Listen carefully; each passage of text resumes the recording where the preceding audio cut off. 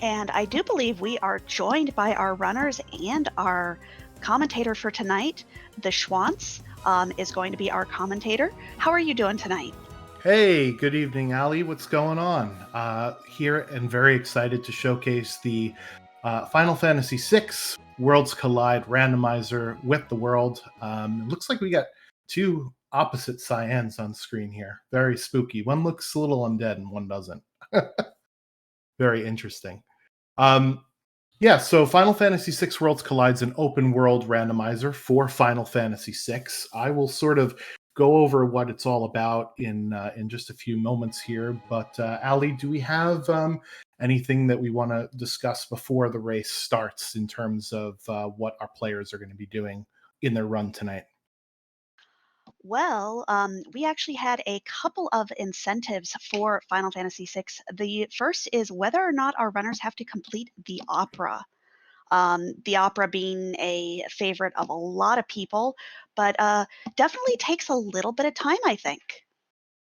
Yeah, it's about a 4.5 minute cutscene, but everybody loves the opera music, so we can kick back and relax and wait for that to happen. There's one other potential objective that we have, and we're still trying to figure it out here, coming down to the wire. Let me go ahead and see if we do have any final donations coming in for the Kill or Save Sid.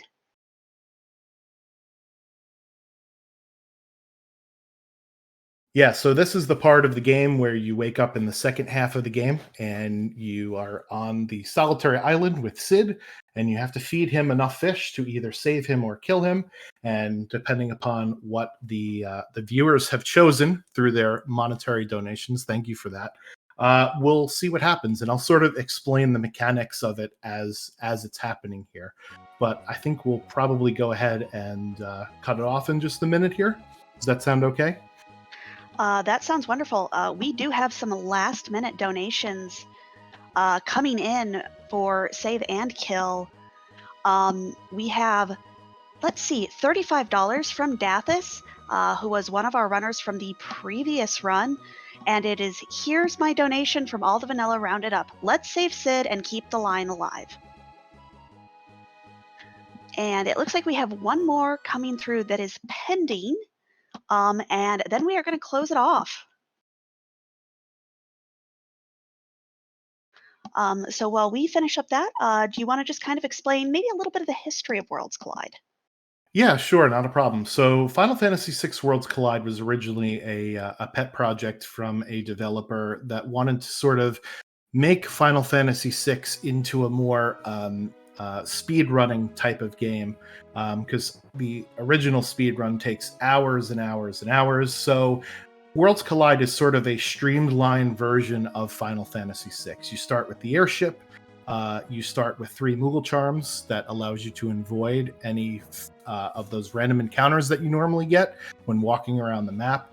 And we skipped a lot of the cutscenes and dialogue material in order to just do sort of the highlights of Final Fantasy VI, if you will. So that's sort of where the design philosophy came from. A lot of the things that are in this game, you do need to have a lot of vanilla Final Fantasy VI game knowledge in order to do things like take out bosses and know where certain items and chests are. But for the most part, it is just based on execution of how well you are familiar with both the base game and the randomizer. You need sort of knowledge of both here, and what we have to do in order to beat the game is just like in the vanilla game, we have to defeat the final boss, which is a 4 phase fight against Kefka. And in order to do that, we need to unlock Kefka. And for this particular version of options that we're rolling with is our standard race flags, which means that we have to recruit 6 characters and obtain 9 espers. And I'll go into how we go about doing that as the race progresses here. But unlike some other randomizers where it's sort of like a key item hunt, in this one, you just have to get a specific number of characters and a specific number of espers to unlock the boss. So it really allows for a lot of what we call route divergence. And we'll see, if there's multiple ways through a seed or whatnot. So that's sort of the bird's eye view of Worlds Collide, if you will. Excellent. And I do believe we do have our final numbers in. We did get some last minute donations. We have $100 from Anonymous with no comment, but thank you so much for that. We have $25 from Double Down, no comment, and $10 from Have My Baby Scar Love Kyle to save Sid. And with that, Sid is going to be saved. I Woohoo! am very upset. Yeah, so we were talking a bit in the pregame lobby, if you will, Ali, about our saving versus killing Sid. It's one of those things where there's a different Sid in every incarnation of Final Fantasy, right? And in this particular Final Fantasy game, Sid is the head scientist at the Magitech factory, so you get to know him as the person that drained all the Espers of their powers, but then he's also seen as the guy who rescues you from the factory, and you wake up with him on the solitary island. And in this case, we're going to save Sid. So I guess he does get some retribution after all. But you were definitely in the kill Sid camp, am I right? Oh, I am like the team leader of the Kill Sid camp. But the viewers have spoken, and we are going to save a Sid tonight. But I think with that, should we get our runners started here? Yep, I'm just rolling up a race seed for them. So what they'll do is they'll download the seed here now that we know whether or not we need to save or kill Sid, and we'll be able to see them live, and we'll get our race sort of started here in just a moment between One Free Fits and Gar. So a little bit more about Worlds Collide. We do have an event coming up soon called the Blackjack Battle Royale. The first actually seeding week is this particular week, and it's going to be a few month long event, so it'll be a interesting time around the community. So if you're interested in coming to check us out, ff6worldscollide.com is the website, and there's a link to the Discord where you could find out even more information about the event and about what it is to do to race if this is something that you're interested in looking at it. So again, we are going to have to do those 4 requirements that you see. We're going to have to get 6 of characters, 9 Espers, perform in an opera, and save Sid in order to unlock Kefka. There's a few other different interesting things here that we've got going on. We have a Kefka Tower skip, which basically means that we skip right to the part where the boss gauntlet is after stepping on all the switches and the weights and all of those other fun things. So that's something that our runners can do if they accidentally get to 9 characters or 12 espers. It's sort of like an overflow situation where if we run into a lot of characters in a row or run into a lot of espers in a row, then we can go ahead and get sort of a shortcut in Kefka's Tower. It's a lot less walking that way. The other 2 objectives have to deal with the randomized commands.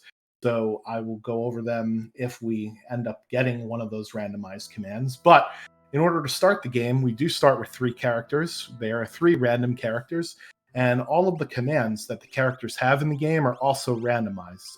This includes some commands that are only very temporary, like in the vanilla game. Once you get Bannon, he has health, or Leo, he has shock, although we do not have access to shock in this particular set of options because it's a very powerful command.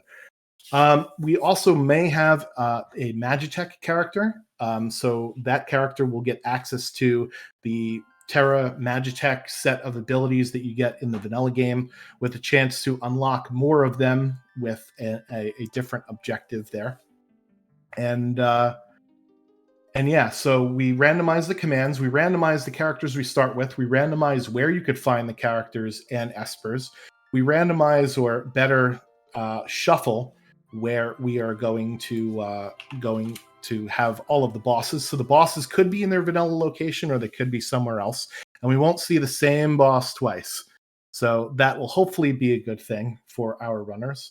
All of the items in chests and in shops are also randomized. All of the magic that is taught from espers is also randomized, so you may not see the same spells and the same espers as they are in vanilla. And whoever can have the natural magic that Terra and Celeste unlock throughout the game is also randomized. So there's a lot of different stuff that we can have going on for us to open up the seed. So it's going to be really exciting, and it really allows for a lot of different replayability, which is one of the things I love about randomizers. Ali, is that something that catches your attention too about these sort of ROM hacks? It's a lot of replayability. Oh, absolutely. I love that everything is different every time, but you still get rewarded for knowing, hey, a little bit about the base game. Um, so yeah, I love the replayability and just the way that this can be raced. Yeah, so that's making a 29-year-old as of yesterday game new and refreshing is always something that that's really a lot of fun, as our runners are off and running here. So it looks like we are going to start out with Mog at least. So Mog, Strago, and Edgar. Edgar with Capture, Strago with GP Rain, and Edgar had Natural Magic and Slots, I believe. So those are the three characters we're going to start off with. Worlds Collide has this concept called character gating, where the characters that you have in your party are the different world events in Final Fantasy VI that you can go to. So in this particular case, we start off with Mog, who has access to two different world events. They are the Lone Wolf, which we'll see one free fits on his side trigger there. There's the Lone Wolf scurrying away. The brand new to this game, the Moogle Defense, where you go and rescue Terra in the very beginning of the game.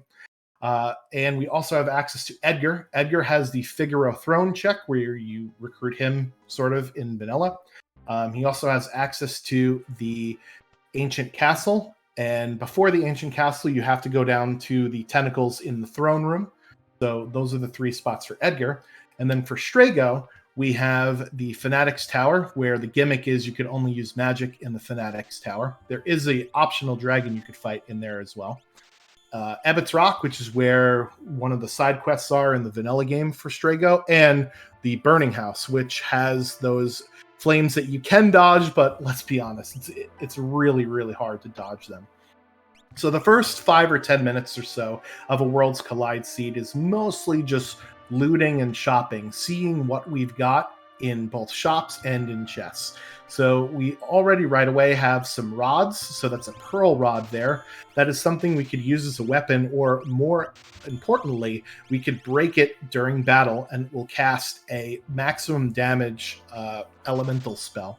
Looks like Fitz here is going to load up on an Enhancer. An Enhancer is a sword that gives +7 magic power to whoever could use it. And since Edgar has both natural magic and slots, which is Setzer's vanilla ability, those are both based off of the magic power stat. So trying to bump up that magic power as high as possible is a really good idea. Meanwhile, Gar went to the Returner's hideout, which there are 9 chests in there and an item shop. One free Fitz looks like he's going to take a dip here into South Figaro. This is or rather Figaro Castle. And he's going to go and check the throne, Kanye West and Jay-Z style. Although not yet, of course, he's showing me up here by going to get a red cap in a chest over there. So yeah, there he is. The Ghost is a Magicite Stray. So that is his first piece of Magicite. So he now has 3 characters in 1 Esper, whereas Gar just has 3 characters. So how Worlds Collide determines how difficult your enemies are isn't based on a location like some other randomizers do. How it's done in this particular set of options is for every character, Esper and Dragon, you beat, your enemies go up by 2 levels. And I know, chat, there will be a little bit of math during this session, unfortunately. So in this case, one free Fitz's enemies are 3 + 1 + 0 × 2, or they're level 8. And Gar's enemies are going to be level 6. Now, all of our characters do start at level 3, so that means we're going to try and get some experience under our belt. Be that we take off the Moogle Charm and do some grind fights, or we go to a check, as we call it, or a world event that has forced encounters prior to the main boss in order to level up a little bit here. Interesting thing about the Figaro Castle, where One Free Fits just was, you notice that some of the items in there were pretty cheap. So if you have Edgar in front of the party when you're checking out Figaro Castle, all the shops are half off. It's good to be the king. Down in the basement is where Gar is looting. There are tons of chests down in the South Figaro basement. The chests on the outside exterior portion of South Figaro, you could actually loot twice between both of the worlds. They are different in the World of Balance and the World of Ruin, but the chest down here in the basement is only one pass. He picks up a dragon horn in the chest, which is really nice because I believe I saw Dragoon boots for sale in one of the shops there. That's a good endgame build to do the jump command and to jump as many as 4 times. There is also an Atma weapon in the chest that One Free Fits picked up. That is another endgame item. That will do a 255 battle power once your character is at full HP, and it will do less damage as your character loses HP, but it is multiplied by your level. So once we get to the magic number is 32, once we get past level 32, then the Atma weapon will do much better damage. Usually in Worlds Collide, we only tend to get in the high 30s, low 40s-ish type of level prior to entering Kefka's Tower, so we're not going to see any crazy level numbers like we would in the vanilla game. So with that in mind, that's something we're going to have to wait on until much, much later on in the game. Gar looks like he is going to pick up his Esper on the throne once he gets to that point. So we haven't seen what spells the Espers teach, but Ali, as you were saying before, the vanilla game knowledge of the runners need to come through because the Esper summons are the same as they are in vanilla. So we'll see that a little bit later on in the run here. But for now, it looks like we're just picking up on a few things. There are Dragoon boots for sale, so seeing that, Fitz is going to go ahead and pick up those Dragoon boots because he did grab a dragon horn. So he's already thinking about the end of the game right now at this very state, even though we do have to figure out what the first boss is going to be here. And at what point do our runners start looking at that grind? Do they wait till they have all their suite of characters, or would they rather do that grind early? Yeah, so it's sort of a risk-reward thing. So we are currently at level 3, and both of our runners, assuming Gar went and got his Esper, they both have enemies at level 8. So one thing that one of our runners could do is take off the Moogle Charm, which allows those random encounters to come up.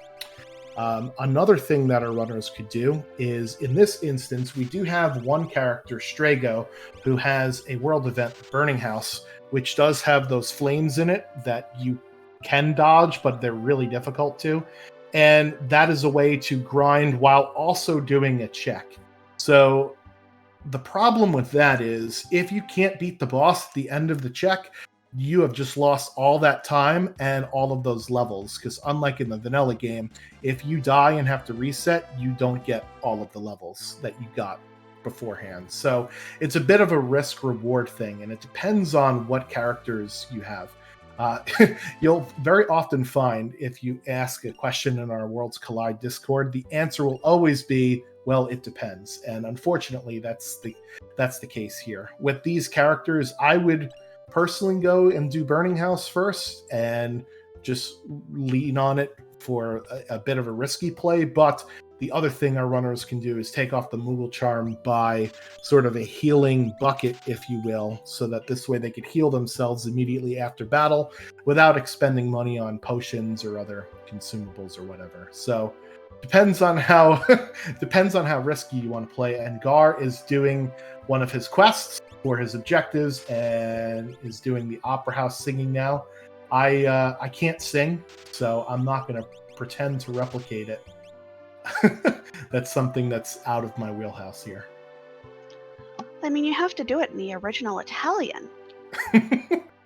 So I know that the Pixel remaster, they have different versions of it, and the Italian version of the Opera House scene in the Pixel remaster is incredible. It's probably the best, and obviously, it doesn't surprise you that the English version, I think, is probably the worst.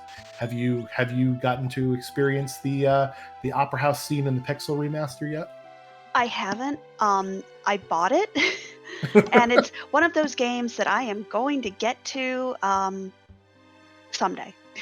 It's on the eventual list. It's fairly high up there, but um, when you do nothing but play randomizers, it's hard to get to that sort of thing. Oh yeah, I know.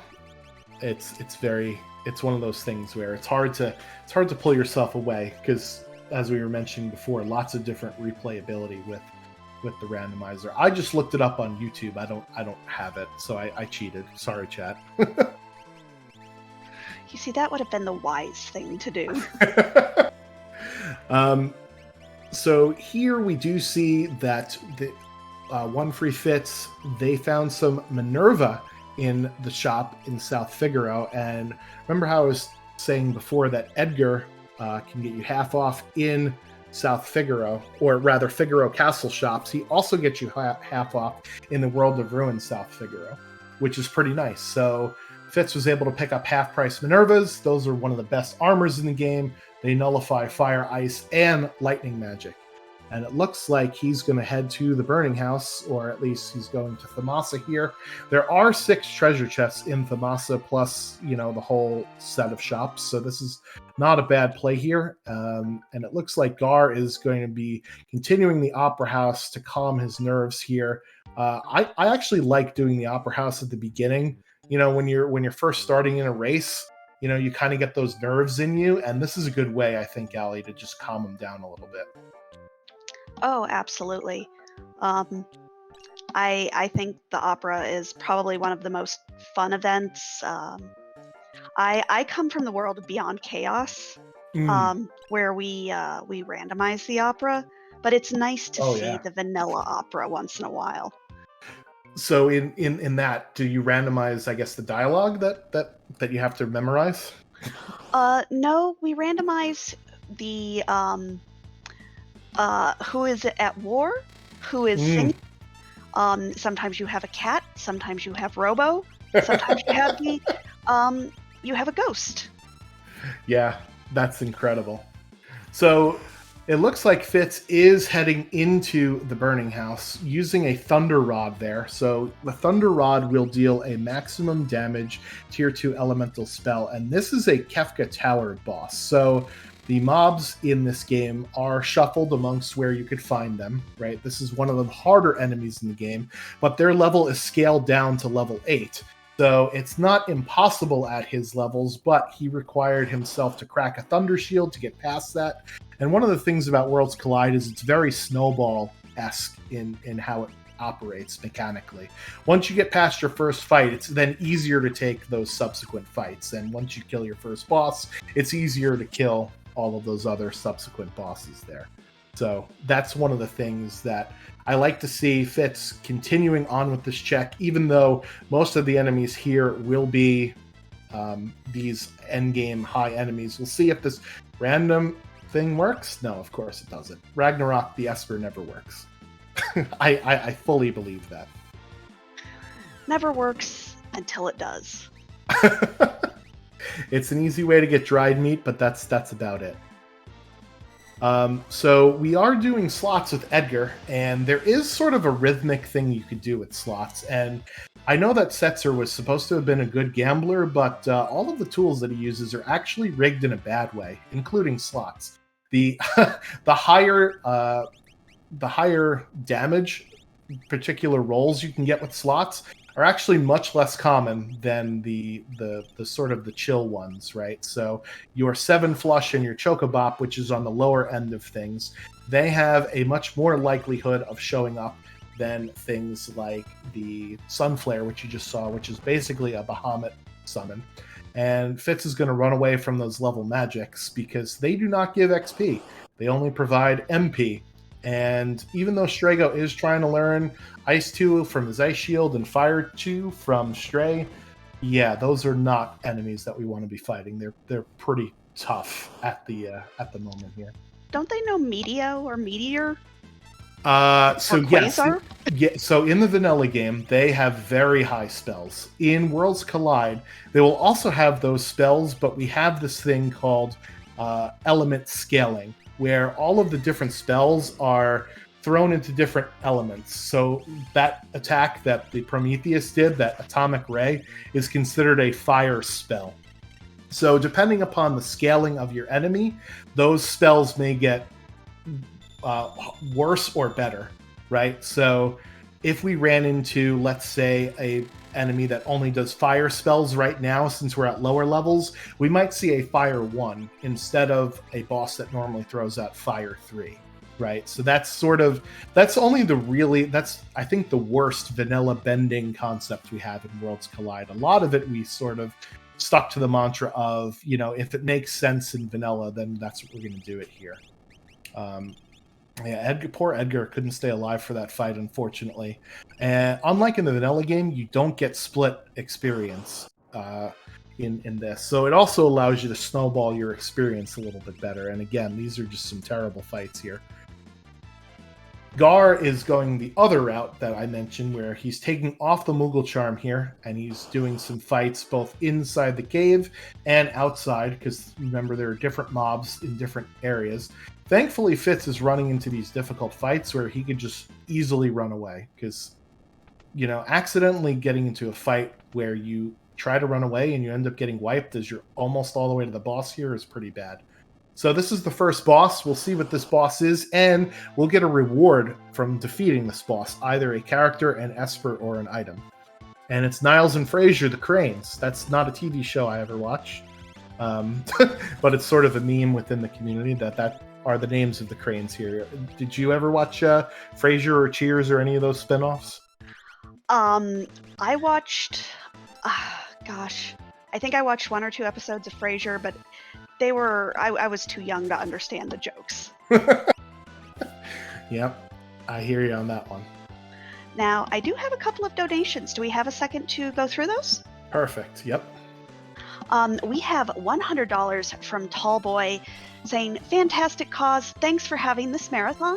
Thank you so much. We have $5 from Prebz, I'm sure I mispronounced that, and I do apologize.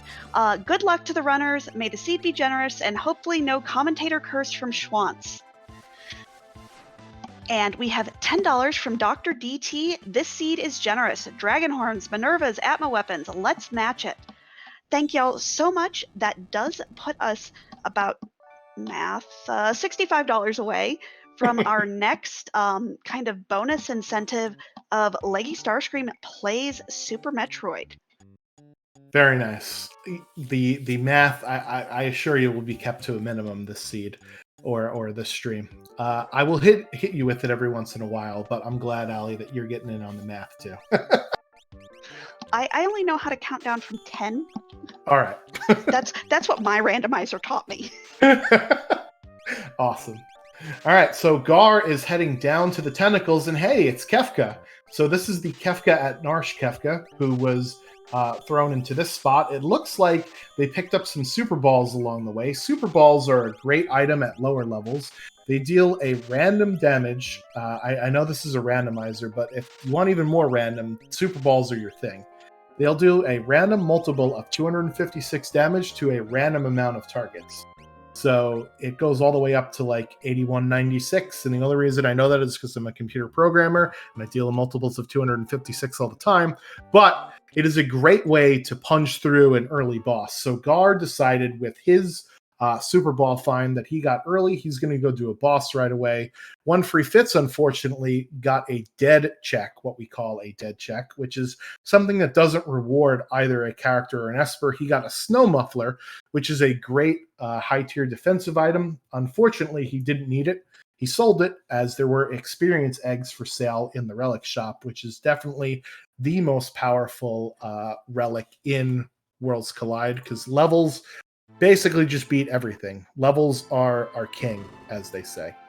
So now Fitz is heading into the coral spot, the Coral Reef, which is Ebbett's Rock, so even more randomness. So wonderful RNG here. Basically, this is a sort of quasi-procedurally generated dungeon. So every room you go into can have one of four possibilities. It can either have the entrance, the save room, the boss room, or a random tile-generated thing with a chest in it that has up to 5 pieces of coral. We need to get 22 and no less and feed it to the hungry chest, and then we could reveal the boss. So this is a lot of randomization in the randomizer so far between Super Balls and Ebbett's Rock, but that was actually a pretty quick one. So for all of you Ebbett's Rock haters out there, did you see how fast Fitz did it? And he's going to fight our first instance of Ultros, and this is Ultros number 1. This is probably my favorite character in Final Fantasy VI for the comedic relief. Plus, he's a pretty easy boss. I love Ultros. I have a hoodie that says, "Don't tease the octopus, kids." Yeah, Ultros is kind of a pushover in terms of a boss for most of the instances here, unfortunately. So hi and bye, Ultros, and wow, that is an Esper Unicorn. Magic Power +2 can also teach Life and Merton, which is a AoE attack that damages everything, including your own party, with fire and wind. And the great thing about Fitz, I'm pretty sure he was the one that bought those cheap Minervas, and he has an ice shield, so he already has protection from Merton. The problem is that that spell costs a lot of MP. So in Worlds Collide, we do randomize the cost of a piece of magic, but it's only between 75 and 125% of vanilla. And vanilla, I think it costs either 80 or 85 MP to cast Merton rather. So it's going to be still very high. It's either going to be pretty high or very, very high. I have learned Merton is a healing spell, right? Yeah, it is one of the best healing spells in the game. Unfortunately, not for his setup right now, because his 2 Minervas will nullify, and so will his Ice Shield. But if they find a Flame Shield, then they're in business here. So again, this is a merchant sprite for Fitz, so this will not be a character. If it was a character, then you would see the character sprite there. But since it's an NPC sprite, either a merchant or a ghost, or an imp or a soldier, that means we're either going to get an Esper or an item here. And I didn't quite see what it was on Gar's screen. So we're going to get our first look here. And we're talking to Engine Room Guy before the opportunity to go into the Ancient Castle. So we do have a bit of some backtracking here. So I don't know, Ali, if there's anything that we want to discuss as we're seeing another Kefka fight here. We actually have another donation, $50 from Molly Meteorb. What free fits is offsides like how Worf rides with Starfleet. Very nice. All right, so we got another Kefka fight here. So Kefka is pretty weak at the Kefka at Narsh version of Kefka. He's sort of like is a joke boss until he's not a joke boss in the vanilla game. It's very odd. Because every time you sort of fight him, he's kind of a pushover, but you hear about how he's this amazing, amazing mage, right? And you don't really get to see it until the floating continent portion of the game. That always sort of threw me for a loop, is that Kefka is kind of this clown or this joke character, sort of similar to Ultros until he's not. That was always kind of jarring for me. And it is a gem box, so that's another dead check there. Unlike in the vanilla game, where gem box is considered to be one of the better relics, in Worlds Collide, we're all about speed, right? This is a speed run after all, and casting 2 spells is longer than casting 1, even if it's twice as much damage. And at these lower levels, our runners will not have enough MP to really make use of the gem box. So it's a cool, 30,000 GP or so to sell it. And One Free Fits is going to head down into the Ancient Castle. You're probably going to want to do it here because you're never any closer to when you are. at this particular point. There is an optional dragon that he can go kill. He forgot to tell the guy to go to Collingen. There we go. So far, our runners are leaning into the Edgar and Strago checks and not the Mog stuff yet. Now here's a question about Mog and the Lone Wolf. Do you get to throw Mog off the cliff if you're Mog? So about the Mog check, so you do, when you get up to the top of the cliff, Lone Wolf will say, you can have a choice between whatever the reward that usually Mog is, or a high tier item. And sometimes, if it's a character sprite and you already, let's say, have 6 characters, our runners may opt to say, well, I'd rather have that high tier item than that character I don't need. You could always go back and get the other thing at the World of Ruin mines, but yeah, you sometimes will see runners do it the other way. So here's some good vanilla strats for us here. Normally how you defeat Katana Soul is you use Muddle, but One Free Fits knows that Stray Esper's summon muddles everything on screen.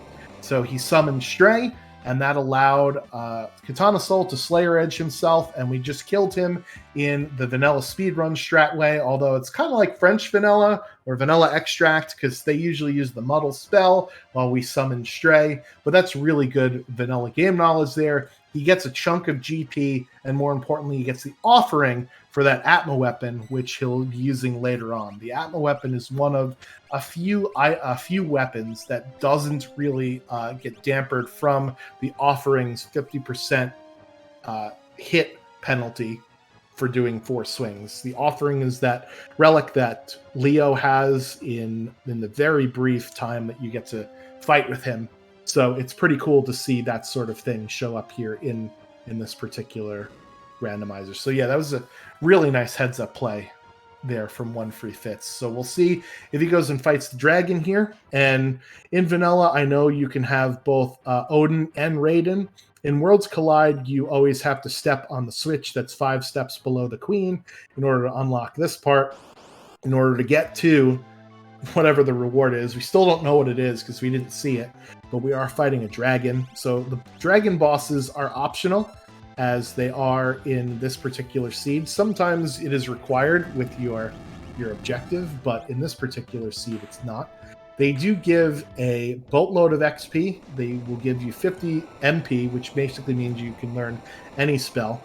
And they also drop their vanilla item, which in this case I think is either a Force Shield or a Force Armor for Ice Dragon, and it drops an additional high tier item. So we'll see what they get. It's another Ice Shield. That's pretty appropriate for the Ice Dragon, huh? I mean, that's probably the fastest I've ever seen an Ice Dragon go down. Yeah, so in Worlds Collide, it's kind of a DPS race. We're not really so much focused on defense here, although Fitz does have great defensive gear with those 2 Minervas and the Ice Shield, allowing him to cast Merton. And remember, since Merton is a fire and wind spell, the Ice Dragon is weak to fire, so it will receive double damage from a fire attack.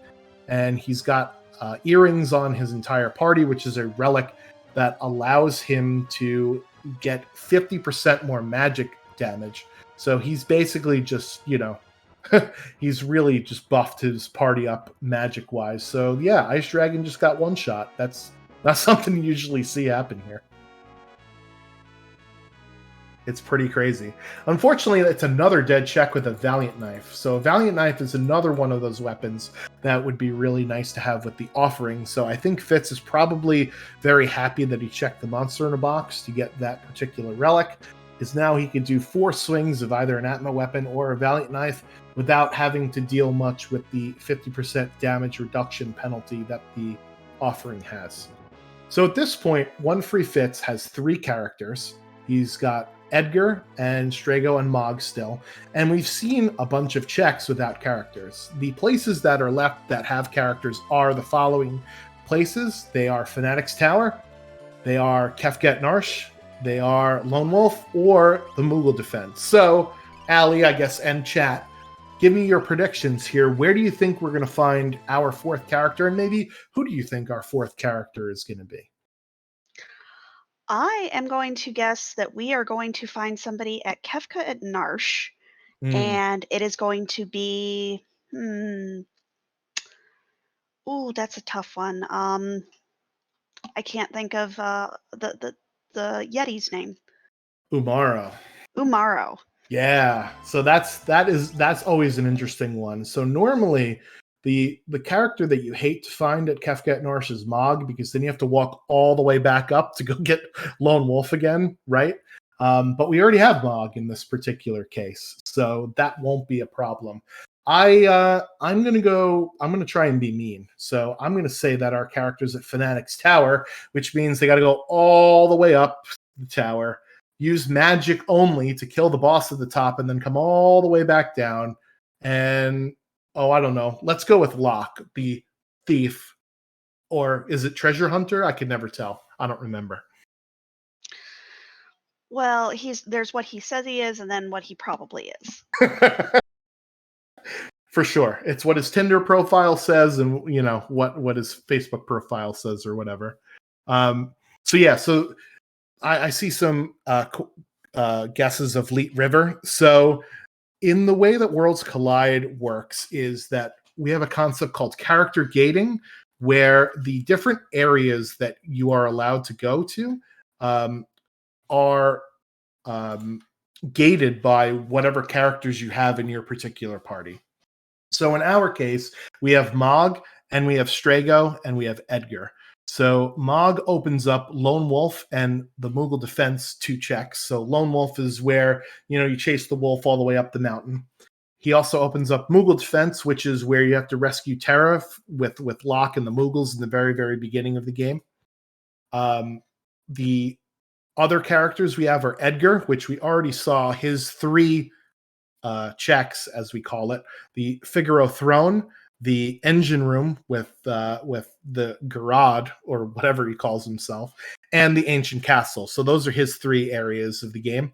And then Strago's three areas are Burning House, which we saw, and it was a snow muffler; Abbott's Rock, which we saw, and it was an Esper; and then Fanatic's Tower. So we can peek the reward at the bottom of Fanatic's Tower, and it'll tell us whether it's a character or an Esper, because that check always rewards progression, because it's such a long hike all the way up the top. So you go get the item, defeat the boss, and then walk all the way back down. So in this case, the only options are the ones that we haven't seen yet. And Kefka at Narsh can reward a character, and that is not character gated. So there's certain world events that it doesn't matter what characters you have, you could always go do them. Kefka at Narsh is one of them. The Tritok Cliff in the world of Ruin Narsh is another one, but that only rewards an Esper or an item, so it can't be a character. There's also the Tizen Thief, the shady guy in Tizen, selling an Esper. So that's either an Esper or an item. And then the auction house is open to everybody. That can reward up to 2 Espers, but again, no characters in there. So those are our 4 options: is Kefka at Narsh, Moogle Defense, Lone Wolf, or Fanatic's Tower. So our stream team is working behind the scenes in order to get our runners back online. In the meantime, Ali, I'll throw it over to you for any other announcements we have. We do have a $15 donation from Rujasu, who was one of our restreamers and hosts earlier in this event. What an incredible event this has been. Thank you so much to you. And just a reminder that these donations are going to NAMI, NAMI being the National Alliance on Mental Illness. It is a wonderful, wonderful organization. They do so much good all over the country. They have local chapters all over the country, as well as the whole big overreaching national branch. And just mental health is very near and dear to my heart, and I know several members of the community who it is as well. So just remember, any money you're able to give that you have a few free extra dollars is going to a good cause. And while we get our runners back up, so you've mentioned you have an event coming up, but I see this is the Ultros League flags. Why don't you tell us a little bit about that? Yeah, sure. So Ultros League is sort of our periodic competitive league that is always the same base set of options, which is our standard race set. And we do it in sort of a European soccer or Formula One style system where we award certain points to whoever finishes first, second, third, or whatever in the seed during the week. There are 8 weeks for each season, and the season has a break period of a couple of months. So that's why we're doing a different event now during this particular downtime in the break period. And essentially, we separate runners into different divisions around their normal skill level. So there's the top 8 are in the top division called Mega Elixir. Then there are two what are called Elixir divisions, which is the next set of 8 and 8 runners. And there's a promotion and demotion system similar to that of, European soccer, where the last couple of people in the Mega Elixir division will drop down into the Elixir division, and then the top 2 in the Elixir division will be promoted up and down and all around. So it's a lot of fun, and it happens every couple of months.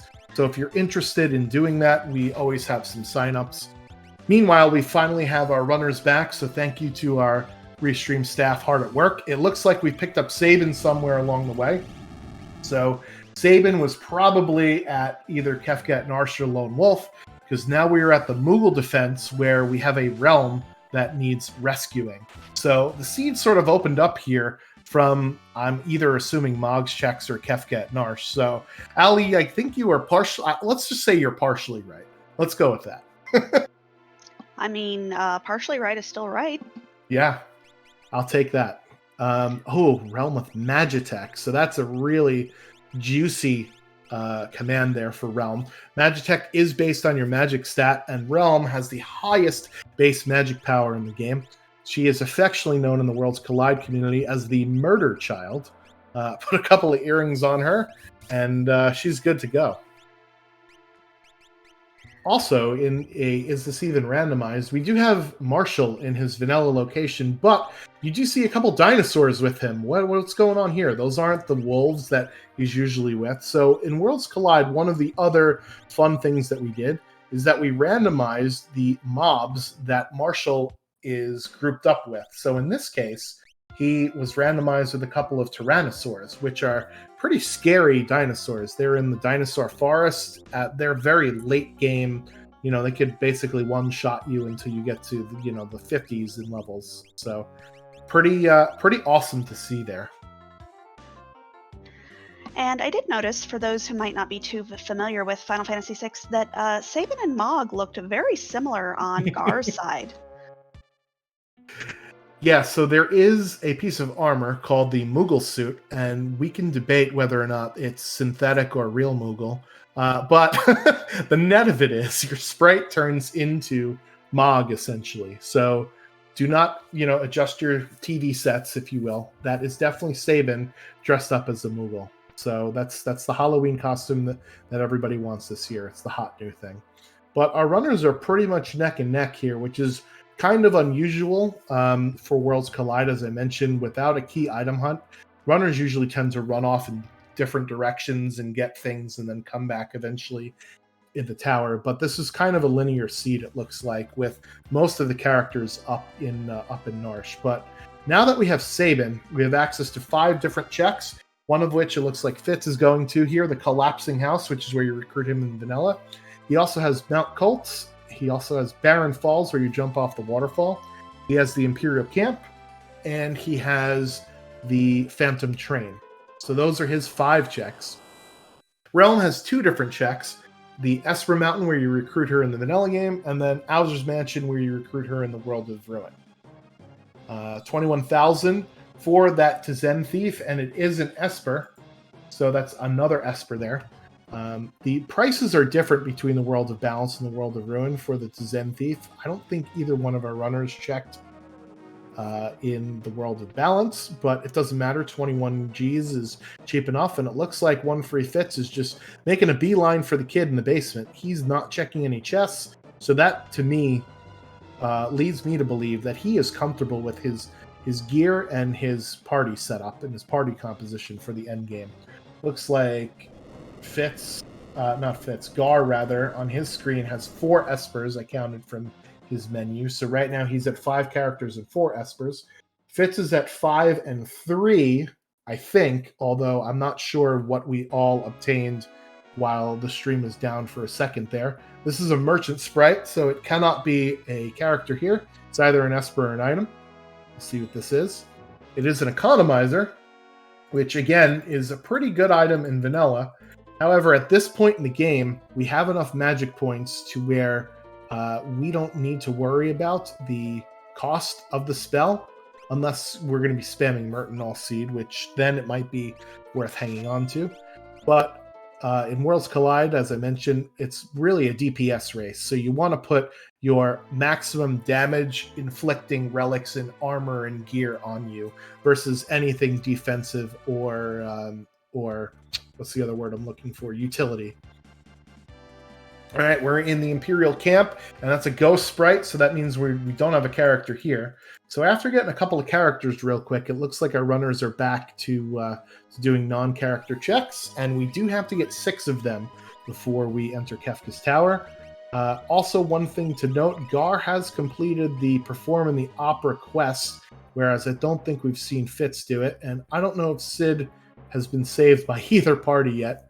I'm guessing not, though, based on the fact that it takes a few minutes to do that. So we'll have to see. They're both in the Imperial camp at the moment. This is a great early game check because you do have to fight 4 forced battles here. So there is no boss in this particular situation. So when we were talking earlier about what do runners do with their grind, this is a very popular spot to quote unquote grind on, because you could not only get some XP out of these enemies, but you also get a check out of it, which is really, really nice. So we'll see what we have to do here. And it looks like both of our runners are going with the same party composition, Edgar, Strago, Mog, and Realm. Doesn't surprise me given what we've seen. And we need to go find ourselves another character, although Sabin has a lot of checks that opens it up for him. Another item here with the Genji helmet. So as these runners are going along, and maybe Ali, you could chime in here on this as well. If you're not finding your progression and you're sort of doing a bunch of different things to get it, are you sort of getting frustrated that you're not finding things that you want? Or in this case, are you sort of happy because you're gaining levels and not increasing the levels of the enemies? I think in this case, I'd be happier not to worry about gaining levels. Especially, it's been a fairly linear set, everything being gated by basically Narsh.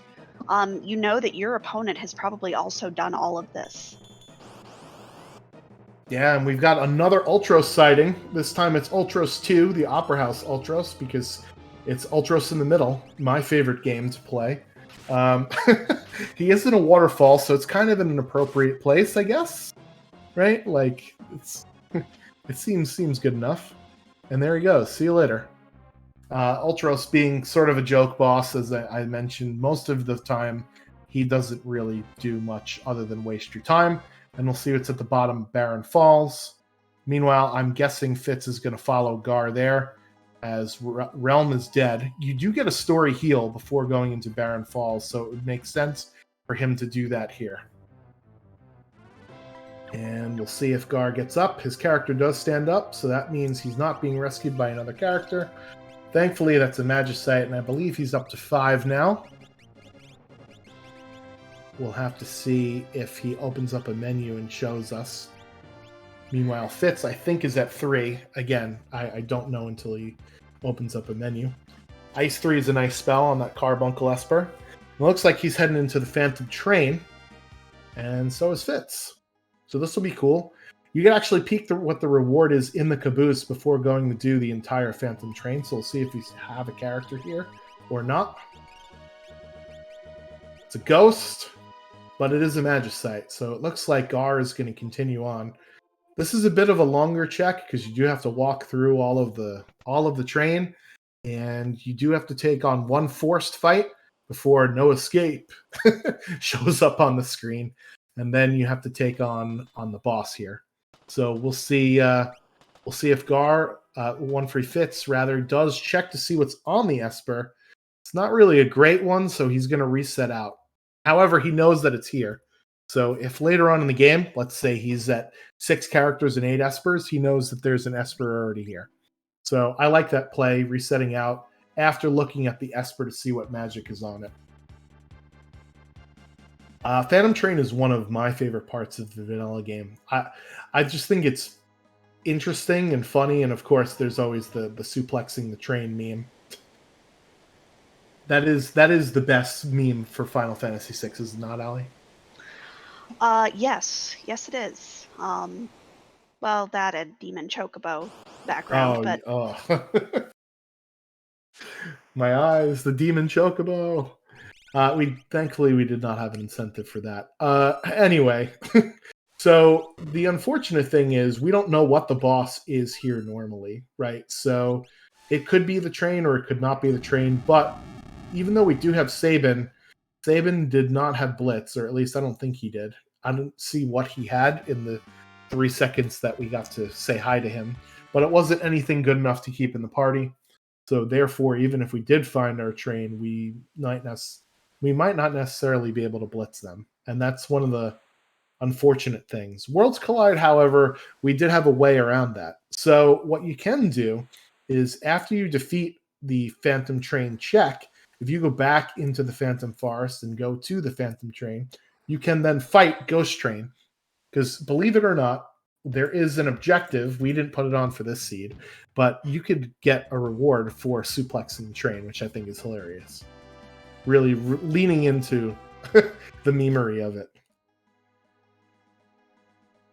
Meanwhile, they're running away from Atma here. So this is the optional boss in Kefka's Tower, the buffed up version of Atma Weapon on the floating continent. And hey, there's a Terra at Esper Mountain check. So that is our 6th character there for Fitz. Now I know in vanilla Terra is fairly good. How is she in Worlds Collide? Well, remember what I said earlier about the answers to all Worlds Collide questions? The answer is it depends. Terra is actually usually very good because she has very good stats base, and more importantly, her equipable item pool is very large. So she could use the best swords in the game and the best armor in the game. And in Worlds Collide, how we do it is the equipable item pool that your character has is whatever it is in vanilla, plus an additional 33% chance of equipping something that they couldn't. So the Valiant Knife in the vanilla game can only be equipped by Locke. But in Worlds Collide, the Valiant Knife could be equipped by, let's say, Locke and somebody else. So the answer of it depends on, what that random roll is, sort of thing, right? So, and here we have probably the most difficult boss in the game, Magimaster. So Magimaster, what he does is, in the vanilla game, what you're supposed to do is after the first attack, he does this wall change ability, which makes him immune to 6 elements, absorb 1 element, and weak to 1 element. So in Worlds Collide, what we tend to do is we use non-elemental attacks against Magimaster. So that's why you see things like GP Rain, which is technically considered non-elemental. Super Balls, non-elemental. Flare is considered a non-elemental attack. He does have very high physical defense, but that doesn't matter with those 100s. You also notice that he didn't cast Ultima upon death. So in Worlds Collide, you never know if you're going to get Life 3 in a seed or not. So therefore, we have a little toggle that says, Magimaster, don't cast Ultima upon death, because otherwise we may never be able to beat him, right? Because the Ultima spell will probably kill your entire party at that point. So that's a little, fail-safe that we have for Magimaster as our runners high five in and out of Esper Mountain here. It's something you could turn back on if you're really sadistic. But again, also remember that we have a concept where we have elemental scaling, so that Ultima may scale into something either better or worse, depending upon what level Magimaster is at. But at this point in the seed, he almost more than likely will be casting Ultima. So that's sort of a thing we do in order to help prevent sort of soft locks in Worlds Collide. That absolutely makes sense. You don't ever want to get through a seed and then discover, oh, it's completely unbeatable because I don't have life 3 and Magimaster is doing Magimaster things. Yeah, and thankfully, we don't necessarily encounter Magimaster in Phonetic's Tower, where we can only use magic. That would make it even more unbearable, right?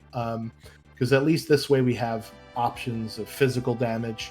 Although Magimaster does have very high physical evade, so unless you're using an offering or a weapon that always hits, there's a good chance you're just going to miss with your physical attack anyway. And even if you do hit, he has very high defense. Physical defense, so the attacks may only do a couple of hundred per swing. So Magimaster is a boss where the developers really did their homework. A lot of other bosses, they're like, wait a minute, you mean to tell me that there's this character called Magic that only does magical spells but can be silenced so they can't use magic? What kind of oversight is that, you know? And I see Room Free Fits going up the mountain. Do you get a hint based on the shadow of what the possible reward is? Unfortunately, you don't. So there is sort of a developer branch. So that's a really nice segue. I'm glad we totally planned this. There's a developer branch of Worlds Collide. Worlds Collide is currently under kind of like open source type development. There are a bunch of developers within the community that will do things like that, where you can have a quote unquote peekable mount cults, where you can do all sorts of funny, crazy things with your seeds. We recently were debating whether or not to do. I know that Beyond Chaos has a music randomizer as part of its offering. We sort of took the music randomizer and shoved it into Worlds Collide. We had to move some addresses around a little bit, but we sort of made it work. But we do have active development for this game, and they're actually working on some more, quality of life fixes. One of the things you may notice is that we've removed a lot of the insane like flashing that comes up on the screen whenever bosses get killed. It used to just put a big bright white light across the whole screen for a couple of frames. So you won't see that here, as we have an Is This Even Randomized moment with Vargas. You see that only the enemy boss sprite flashes, but not the whole entire screen does. And you also see when they go out to the overworld map that the mini map is now in a more like high contrast state than that of whatever it was before. So we are making improvements to the game from our internal team, and we always take suggestions and feedback. ff6worldscollide.com is the website. It's also a link to the Discord where you could play all these different cool beta versions of the game. But as of now, no, the Mount Colts check is not peekable. And we decided against it because we thought then Sabin's sort of checks would be a little too strong. He already has 5 of them, and they're mostly all really, really good because they're very short to do, and they, are either a boss fight in the case of, Barren Falls or Mount Cults, or they don't require a boss like Collapsing House or Imperial Camp. So that was sort of a balanced decision that we made in our mind here. All right, so now with Terra, we have 5 different checks open up. The first of which being the Cave to the Sealed Gate, so that's where One Free Fits is going to go. We do have access to this little treasure room here once we get Terra. There's 13 treasure chests down there. So he might just loot that and dip out before going through the entire actual check, or he might go through all the way to the end of the Cave to the Sealed Gate to get the reward. Terra also has the Welk check, which is back in Narsh, although we've been in Narsh a lot this seed. So who knows if we'll go back there again. Also opens up the Zozo Tower check, which is where you get behind the conga line for that little bit. You climb all the way up and jump between buildings as you ignore the townsfolks. You also get access to the Leet River check, which I know Wichita Wonder mentioned earlier. That is a check that is a very long check, but it has quasi-forced random encounters along the way. So if you want to level up, it's a good thing to do there. And there are save points along the way. So if you get stuck at a boss, you could potentially, go at the boss multiple times. And we also have access to the World of Ruin Mobilist check, where you recruit Terra in the vanilla game in the second half of the game, where you fight Fun Baba 3 before he Baba breaths you away. And you could get the reward after that. So Gar is in the World of Ruin Narsh at the top here, and he's going to potentially fight an optional dragon and head up to the Tritok spot. As I mentioned, Tritok can only reward an Esper or an item, so I like this play here, given that he already has 6 characters, and it looks like he's got 7 Espers, although I can't math. I can't add that fast. And yikes, it's a dirt dragon. So we did see the ice dragon before, and this is the dirt dragon, which is probably the most difficult dragon of the bunch, because there's not a lot of earth-resistant stuff in the game. And he just hits hard after every hit with Hone Tusk, and he'll cast things like Quake and just make your life miserable. Not the dragon I want to see. But he is at level 30, and as I mentioned, we're probably going to want to get into the 40s for Final Kefka. That's usually where our runners feel comfortable at, which I know is a far cry from what you do in vanilla. Hey, there's Umaro. And I think we very briefly saw Gogo up in the Yeti cave. Yeah, so the Yeti cave is peekable. So Umaro will then lead to Gogo. So Umaro only has 1 check, and that's where you recruit him in vanilla. And then Gogo only has 1 check, which is the Zone Eater. So knowing that, Fitz said, well, I know that Umaro leads to Gogo, and I already have 6 characters. I don't need the 2 more right now.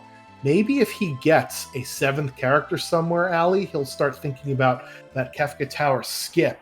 Because if you get 9 characters, you could skip past all the walking in the tower. That might be a good option for him to do there. Meanwhile, we have number 128 over here at the top of the Tritok spot. We could talk to this girl, and the girl will tell us what the reward is. And sorry, sweetheart, we are not taking Aura Lance away from you today. So thank you, and see you later. Sometimes I feel bad for the little girl when they're like, oh, you're not going to take this thing that you really need to beat the game away from me, are you? It's like, yes. Yes, my child, I'm sorry. Always got to feel bad for the NPCs, including Sid. Anyway, Nobody feels sorry for Sid. It's another Esper there for Gar. I think that puts him at 8. That's the Raiden Esper. Unfortunately, he cannot hop down into Yeti Cave because he doesn't have Umaro. Meanwhile, Fitz is in Jador, so he's going to go through Owser's Mansion. And he might also check out the auction house while he's here. This is a nice combo that I like to do sometimes, get multiple value out of this one spot. And unfortunately, Gar doing the Walk of Shame without any warp stones to get out of here, that's a bit of a time loss. Womp womp. Now, for the auction house, I know in the vanilla game, you don't always get to see the Espers right away. Is there some sort of manipulation or something that lets you quickly see what they are? Yeah, so in Worlds Collide, the RNG tables that the vanilla speedrun tends to go off of, how in the vanilla speedrun, or for people that aren't familiar with it, basically they look at the movement of one of the NPCs outside of the auction house to tell what the RNG number is on the seed to guarantee that they'll get the Esper. That doesn't work in Worlds Collide because we completely throw that table out the window. We don't do anything with the RNG table. We essentially randomize that table so that it's not manipulative, sort of thing. It's very technical. I'm not going to try and explain it, but what it does mean is when you go into the auction house, you could talk to the guy at the door, and he will tell you whether or not there are espers for sale or not. Because sometimes there aren't any espers for sale. They are instead just high-tier items that have been randomized into that reward slot. There are 4 different rewards. There's a $50,000 item, the $20,000 reward, the $10,000 reward, and the $10,000 item. So depending upon what you buy, it removes it from the pool. And there are percentages with how often each of the rewards come up. The more expensive rewards will come up more often than the least expensive ones, but there always is that chance that you'll get that unskippable imp robot cutscene and you'll be stuck waiting there behind that spoiled brat of a kid. So, a long-winded way of saying no, there's no way for the runners to determine what is, or there's no way for the runners to manipulate the auction house to give them the esper every single time. You kind of just gotta buy stuff like a true auction person. I want everything in this auction house, therefore I'm guaranteed to get myself the esper. And it's a ghost sprite here for Fitz. Oh man, it's a Genji shield. These guys are going to hate me at the post-race interview because I was the one that rolled the seed. So even though I didn't commentate or curse them, I think I made it a little miserable on them. So I apologize in advance. Never apologize for rolling trash fires. Own it. Well, listen, I'm trying to keep us under estimate and on time. I asked them if they wanted me to vet a seed beforehand, and they're like, no, our estimate's good. Famous last words, right? Oh, very much so. Alright, so Gar says, you see anything you want? Glowing stones are available. So that's the trigger that says, hey, there's an esper in here. And now we'll talk about the math since we're doing the auction house anyway. So this right here is the 50,000 GP item. This will show up 50% of the time. Once you remove this from the pool, the esper will show up 50% of the time. So Fitz, on his first trip in the auction house, is getting the esper, whereas Gar is getting the item. So the item is 50%. The $20,000 reward, which is the esper in Fitz's case, will show up 25% of the time. The $10,000 reward, which could be an esper, will show up 12%. The other $10,000 item will show up 6%, and then that imp robot will show up 6%. Now that Gar has bought that $50,000 item, the $20,000 esper will show up 50% of the time. So it sort of just takes the place of the item that you bought before it. So here you see on his screen, this is a different esper. Is it the same esper? No, it is the same esper. Okay. So Fitz walked in and he said, and the guy, instead of saying glowing stones still available, he said the auction's about to start. So when you see that text, that means, hey, there's no espers left in the auction. So luckily, they didn't have to go through multiple imp robot cutscenes in order to get their espers. So that's nice of them, because that's normally a pretty big time loss. That's why you see some runners will run outside and save and then come back in, because it's actually faster to reset than it is to watch that cutscene. It's faster to walk out and save than come back in to watch that cutscene. And yeah, so the items that are in the auction house are randomized, right? So 50,000 for a mithril helm is pretty awful, because that's one of the worst pieces of armor in the game. But you buy it so that you can get a better chance at getting that esper. Fitz got lucky on the first try. Gar did not get lucky. And Gar looks like they're going to go to a different sort of opera. They already performed in an opera, and now they're going to go fight this dragon. And as I mentioned earlier, Fitz is heading back to the Phantom Train to go get his last esper. So it looks like both of our runners will be hitting the tower approximately within a minute or two of one another, and that assumes that Fitz does not go fight another dragon here. So very close race, and a lot of the time it's hard to tell with Worlds Collide who's in front.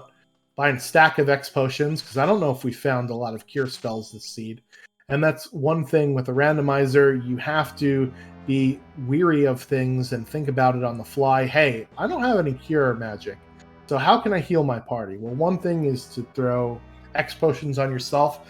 Another very popular strat that I like to do is Life 2 is a great healing spell. So if your characters get low, just kill them off and then revive them with Life 2 to full health. You could also cast elemental spells on your party. So we know we have a few ice shields in play. So cast a big ice spell on your party. That can definitely heal them.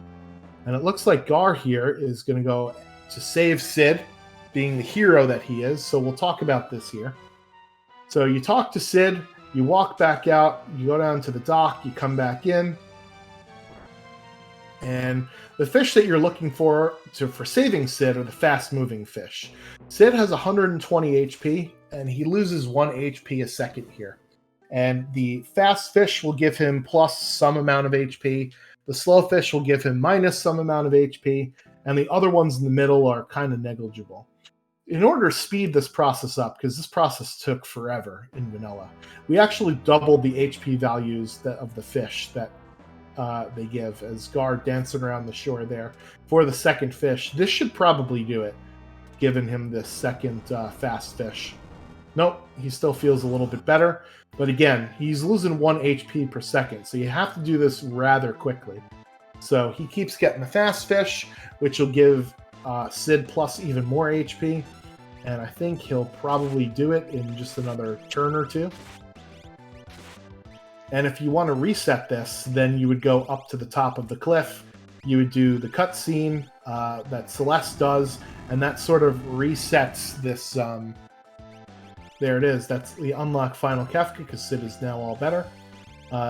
You could reset whether Sid is dead or alive if you go and do the Celeste cutscene, at the beginning of the World of Ruin. Now Gar has both performed in the opera and saved Sid. He's ready for Kefka's Tower. So it's official now, I think, Ali. We could say that he's definitely in the lead here. I still think it's better to just take a potty break. Take your 2 minutes, let Sid die, go get a sandwich. Yeah, I mean, you could also just feed him all the slow fish, too, instead of wasting the 2 minutes. Because we are trying to go fast after all. But yes, you can definitely do that. I approve the Sid sandwich break. Well, and we one thing I don't think we discussed very much at the very beginning is the Moogle charm. Yeah, so we give our runners 3 Moogle charms, and specifically we do it for Kefka's Tower here, because you have to split your group up into 3 different parties. This allows you to skip any of the random encounters that the game would throw at you.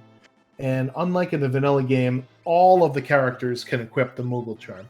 Obviously, there are tons and tons and tons of settings with Worlds Collide that you can, you could say that not all of the characters can equip the Moogle charm.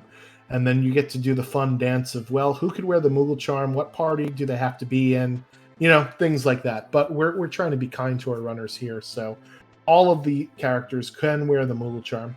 So now they can run through Kefka's Tower without the fear of running into these random encounters. And we only have 6 characters at this point. So each of our different groups are only 2 characters. So it's particularly deadly in Kefka's Tower to try and run into these bosses, because remember, we've just been using 4 characters the whole seed. Instead of in vanilla, you're usually mixing it up and you only have control of different characters at different times. So they're normally about the same levels. In Worlds Collide, that's not the case, right? So normally what we do, since the third party has to fight Inferno, then Guardian, then Poltergeist, they're the ones that get the party of 2 characters from your main party of 4. And then you split the other 2 parties into 1 apiece. So this is really the test of how good your party is at this point in the game. Because we've been fighting bosses with our full party for the entire portion of whatever we've done, aside from before we got our 4th character, right? So now is where the rubber is going to hit the road, and this will show us how good or bad our parties are, although this boss, not so much. This is another sandwich break boss, Allie. Fish. Yeah, so in Worlds Collide, we have thankfully toned down the length of time before Rizapas, the King of the Piranhas, comes out. The bad news is it's also randomized because, hey, this is a randomizer after all, between 5 seconds and 55 seconds. So you can't wait for the audio cue like you can in the vanilla game. In Worlds Collide, you usually wait in intervals of 5 seconds before you kill some of the piranhas, and it always feels like it's the 55 seconds and not the 5 for the piranhas. So, question in the chat, what's Mega Elixir? So, Ultros League is our competitive league that runs every so often. It is done in a stretch of 8 weeks. I think it's like 8 weeks on and 8 weeks off sort of thing, where we have different divisions similar to that of like European soccer, where the top runners are in what's called the Mega Elixir division. Then there is the Elixir division. Then underneath that is the Potion division. And then underneath that is the Tonic division. And what we do is we will promote runners at the top of certain divisions and demote runners at the bottom of other divisions.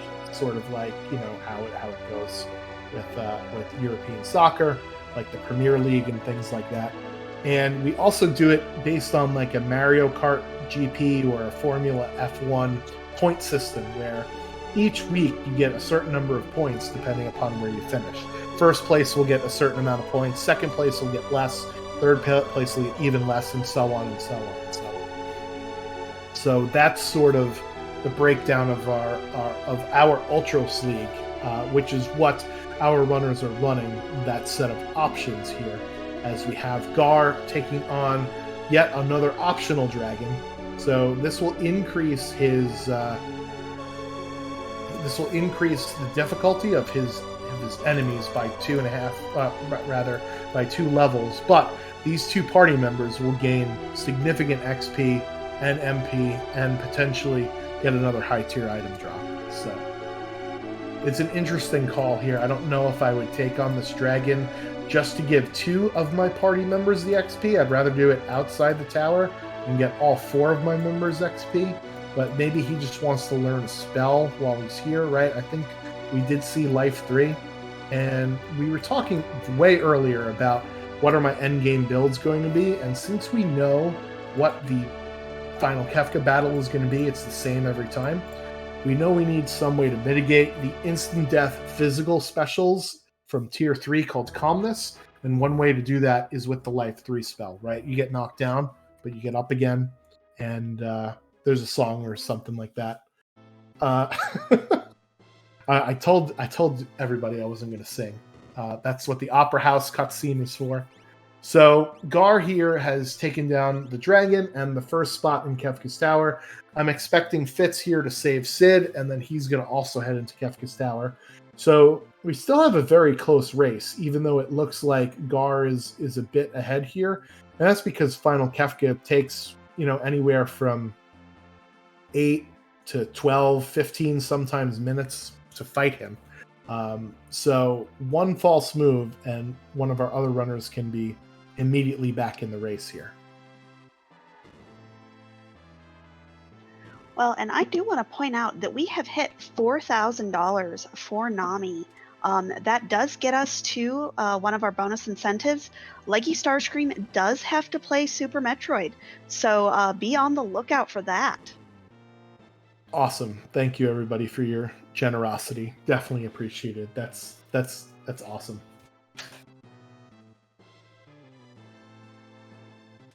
All right, so Fitz is feeding some fish. So, as I mentioned, since we're trying to save Sid, the fish have to be fast swimming fish. That's how you get more XP, is if you feed Sid the fast fish. If you feed him the slow fish, that will get rid of his HP. And his HP is 120 to start, and it goes down 1 every second. So Fitz has got to hurry up here and feed Grandpa Sid some fast fish. Meanwhile, Gar on the other side is fighting the Ifrit Shiva fight. So Ifrit will absorb fire and is weak to ice. I don't think we have that, though. So that's why you see Atma Weapon and GP Rain being used. So heads up play, even using some of the commands later on in the game. And we don't really need the money anyway, right? What are we going to buy? We're in Kefka's Tower. So Fitz does unlock his final Kefka there by saving Sid. So he's going to head into Kefka's Tower and is going to be maybe about 5 minutes or so behind Gar here, depending upon what he runs into with Rizapass. And Gar, meanwhile, is on his third boss, second of the gauntlet, and it's number 24. We did not get to see the bosses for Kefka at Narsh, and I think that was the only one that we might have missed on stream. But should I commentate and curse it, Allie? Why not? Let's do it. We haven't seen any really tough bosses yet, other than Magimaster. So if I was a runner, I'd be very worried as to what those two side statues are. Do we have any bad predictions in the chat? I hope it's the fire chicken. Oh, God. Yeah, so you can, as part of Worlds Collide, as part of the randomization, you can actually decide to keep the statues as they are in vanilla. You can decide to shuffle them amongst one another. So that means that Doom might be at this spot and Goddess might be at the other spot. Or you can mix them in with all the rest of the bosses. So how it is in Ultros League is we mix them in with all the rest of the bosses. So that being said, there is a chance that we won't see any of them this seed. But again, we're getting the time is nigh for fighting these bosses here. So we'll see what our runners will run into. 2 more bosses for Gar until he's standing up on that hill.